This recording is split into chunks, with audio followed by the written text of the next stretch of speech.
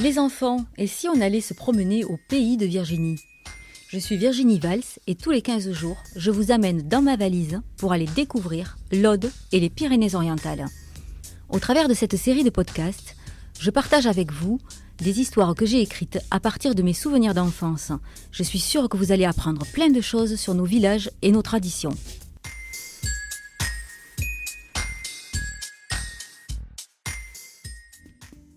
Il y a quelques semaines, je vous avais fait voyager dans un milieu qui me tient tout particulièrement à cœur et dont je parle toujours avec beaucoup de nostalgie, celui de l'huile d'olive. Aujourd'hui, j'aimerais vous faire découvrir un autre domaine dans lequel j'ai également mes repères. Un milieu mystérieux qui se veut secret, ou plutôt discret, un milieu qui intrigue beaucoup, mais que peu pratique. En tout cas, que peu d'initiés pratiquent. En effet, beaucoup de profanes se voient experts en la matière, mais souvent intéressés par le gain, ils ne respectent pas forcément tout le travail, tout le rituel, toute la rareté de ce diamant si particulier. Car pour moi, il s'agit bien de tout cela à la fois. La truffe noire, le diamant noir, de son petit nom, la Tuber melanosporum. Venez avec moi, je vous amène dans l'antre d'un trufficulteur. Un typique petit village de campagne catalane en contrebas, la tour de Tautavel en face et au loin la silhouette du château de Quéribus. Après quelques minutes de marche, Enzo, Inès, Arthur, Chloé et Loïc se retrouvent aujourd'hui sur les hauteurs d'une colline des Fenouillèdes dans les Pyrénées-Orientales. À leurs pieds, Gianni est content d'être ici. Il va et vient, la truffe au vent, il tourne autour des enfants en remuant la queue. Le chien connaît très bien les lieux. Ici, il est le roi. Son maître le sollicite tout le temps. En plus, il a le droit de faire des trous. Bon, des tout petits, mais là au moins, son maître est content quand il en fait. Il lui donne même une récompense parfois. Allez, Gianni, viens. Les enfants, je vous présente Gianni. C'est le chien de mon papa. C'est un chien truffier, c'est-à-dire qu'il est éduqué pour chercher des truffes. De plus, il est de race Lagotto Romagnolo, une race italienne spécifiquement apte à ce travail. Cependant, n'importe quel chien est capable, après avoir reçu une éducation adéquate bien entendu, de chercher des truffes. Gianni, assis à mes pieds et collé à ma jambe, me regarde avec des yeux attendris. « On peut le caresser ?» me demande Enzo. « Oui, bien sûr, il est gentil, mais profitez-en maintenant parce qu'après, on va le faire travailler. Et il doit être concentré. Il y a un temps pour tout. Un pour le jeu et les câlins, et un autre pour le travail. » Enzo, Arthur et Chloé s'approchent pour glisser leurs petits doigts dans le pelage épais du toutou qui se laisse faire en frétillant. Inès et Loïc, plus craintifs, intrigués par ce petit animal, regardent de loin leurs camarades. Nous nous trouvons dans une truffière privée, c'est-à-dire que tous les arbres sur cette parcelle sont capables de produire des truffes. La majorité sont des chênes verts, des chênes pubescents ou blancs, des chênes kermès, mais il y a aussi des noisetiers ou encore des charmes. « Ah bon? Il y a un noisetier dans le jardin de mon papy. Il fait des truffes alors ?» s'étonne Inès. « Non, s'il n'a pas été mycorhizé, il n'en fera pas. Je vais vous expliquer un angle un peu technique, mais vous allez vite comprendre. Quand je dis que tous ces arbres sont capables de produire des truffes, c'est parce que chacun d'entre eux a reçu, quand ils étaient tout petits, une transformation afin que les racines de l'arbre aient une interaction avec le mycélium de la truffe. Le mycélium, ce sont des petits filaments blancs qui produisent ensuite des champignons. Ah oui, parce que je ne vous ai pas dit, j'en vois quelques-uns observer les branches des arbres à la recherche d'une truffe oubliée par Gianni, mais vous n'en trouverez pas. En effet, une truffe est un champignon. Les enfants regardent soudainement le sol sans oser bouger de peur de marcher sur le précieux trésor. Un champignon qui pousse sous terre, sur les racines de l'arbre. Et donc, comme je vous l'expliquais, les racines de l'arbre deviennent le support de celles de la truffe, donc du mycélium. Les petits trufficulteurs en herbe me regardent avec des yeux grands ouverts, stupéfaits d'apprendre qu'un champignon puisse pousser sous terre. « Et Gianni, il sert à quoi au juste ?» demande impatient Arthur. « Il va nous aider à chercher les truffes. L'acte de chercher des truffes s'appelle le cavage. Gianni va donc nous aider à caver. Puisqu'elles sont sous terre et peuvent pousser jusqu'à 20 cm sous la surface du sol, nous, les humains, ne pouvons pas les trouver aussi facilement que lui. D'ailleurs, Il y a plusieurs techniques pour trouver les truffes. La moins utilisée, et vous allez vite comprendre pourquoi, est de se servir d'un cochon. Oui, un porc qui laboure la terre avec son groin. Bon, avoir un cochon sur son canapé, c'est pas terrible. Et la plupart du temps, il faut être réactif pour récupérer la truffe déterrée avant que le cochon ne la gobe. La deuxième technique, utilisée plus fréquemment, mais qui demande beaucoup de technique et de patience, c'est l'observation d'une mouche. Oui, mais pas n'importe laquelle. Une petite mouche jaune, communément appelée la mouche de la truffe. Venez, on va essayer d'en trouver une. On s'approche alors d'un arbre sous lequel se dessine un cercle parfait.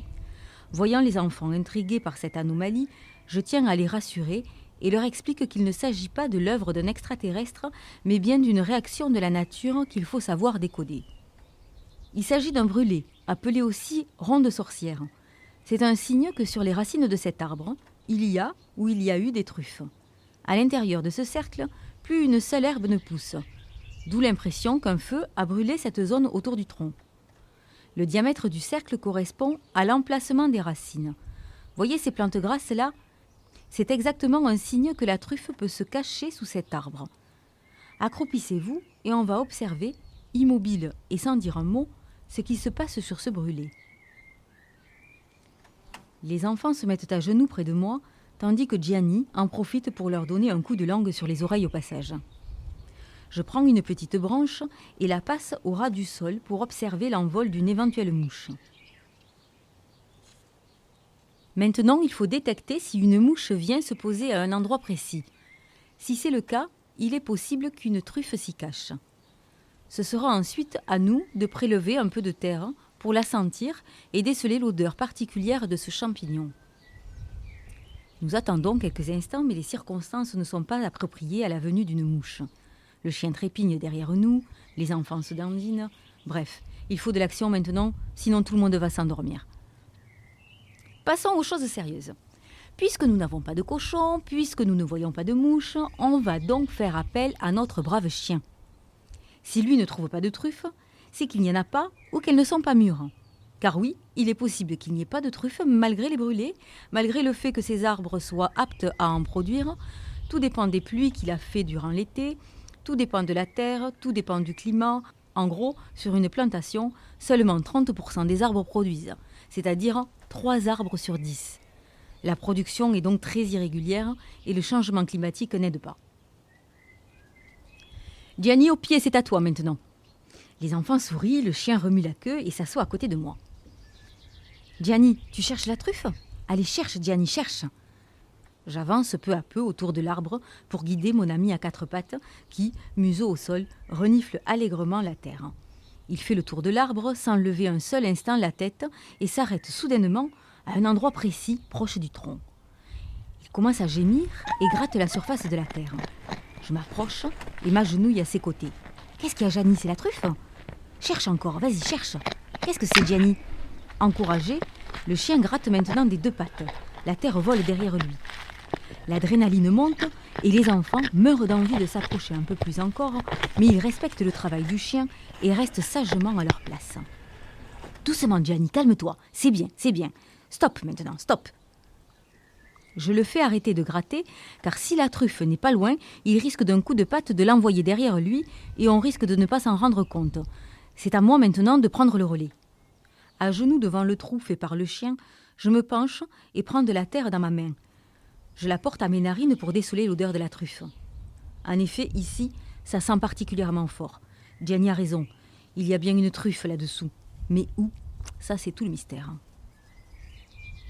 Je sors alors de ma poche mon arbre magique, une cuillère à soupe. Avec, je commence à gratter précautionneusement la terre. Mais rien, pas de truffe. Je commence à douter et fais revenir mon toutou qui ne m'a pas lâché du regard. Gianni, cherche encore. Vas-y, gratte encore un peu. Il y a la truffe là ? Hein ? Cherche-la. Gianni creuse encore au pied de l'arbre. Toujours à genoux, près de lui, j'observe avec la plus grande attention le moindre grain de terre. Tout à coup, je perçois une boule. Stop, Gianni, c'est bien là. Assis, pas bouger. Je prends sa relève et creuse avec la cuillère autour de cette grosseur. Elle est là, c'est une truffe. Bravo, Gianni, je suis fière de toi, tu es trop fort. Je sors de ma poche un morceau de gruyère et je le caresse vigoureusement pour le féliciter de son travail et lui faire comprendre que chaque fois qu'il trouvera une truffe, lui aussi aura sa petite récompense. « Les enfants, approchez-vous, venez voir !» Tous accroupis autour de Gianni et moi, leurs yeux grands ouverts, ils découvrent enfin, au creux de ma main, le diamant noir tant attendu. Regardez, ceci est donc une truffe du Périgord. Et non, elle ne vient pas du Périgord puisque nous l'avons trouvée ici. C'est simplement l'appellation que l'on donne à la Tuber melanosporum. On peut la trouver d'ailleurs dans toute la moitié du sud de la France, de Lyon à Bordeaux, mais également en Espagne ou en Italie. Dans les Pyrénées-Orientales, on en trouve essentiellement dans le Val-Espire et un peu dans les Fenouillèdes. Dans l'Aude, c'est dans le Minervois et les Corbières que niche ce précieux trésor. D'autres truffes mûrissent à d'autres périodes de l'année et dans d'autres secteurs, comme la truffe de Bourgogne, l'estivum, la brumale, mais rien ne vaut le goût inimitable de la mélano. Même la truffe blanche de l'Alba en Italie, la Tuber magnatum, ne lui fait pas concurrence puisqu'elle est complètement différente. Sentez-la. Chloé prend la truffe dans sa main et pose son nez sur l'enveloppe brune. Ça sent fort. Arthur, curieux, lui prend le champignon et la sent à son tour. Pouah, dit-il en l'éloignant de son nez. Oui, son parfum est particulier. Un mélange d'humus, de champignons secs, de sous-bois humides. Regardez à l'intérieur comme elle est belle. Je la récupère et avec la pointe d'un petit couteau, je coupe une fine tranche. Sa chair, la gléba, est noire avec des fines veines blanches. L'enveloppe extérieure, appelée le péridium, est parsemée de petites bosses. Maintenant, venez avec moi, nous allons près de l'entrée. J'ai une petite surprise pour vous. Les enfants se défoulent un peu et courent avec le chien entre les arbres. Sur le chemin, Inès me demande pourquoi la parcelle est clôturée. Parce que, comme vous avez pu le voir, la truffe est difficile à cultiver, difficile à trouver, et tout cela en fait un produit rare. Elle se vend entre 1000 et 1200 € le kilo. Il faut donc protéger les parcelles du vol ou des prédateurs tels que le sanglier. D'ailleurs, le vol des truffes dans une propriété privée est passible d'une amende. Arrivé à l'entrée, le petit groupe découvre une surprise. Une table nous attend. Dans un plat, des tartines de pain de campagne au beurre truffé, des lamelles de truffes superposées recouvrent généreusement la tranche. Moelleuse mais croquante, aux saveurs de noisettes, les enfants chanceux découvrent ce mets très prisé par les gastronomes. La nature est un joyau qu'il faut savoir écouter, respecter, observer et déguster. Vous venez d'écouter Au pays de Virginie, le podcast qui amène vos enfants à la découverte des petites histoires audoises et catalanes. Je suis Virginie Valls et je vous retrouve dans 2 semaines.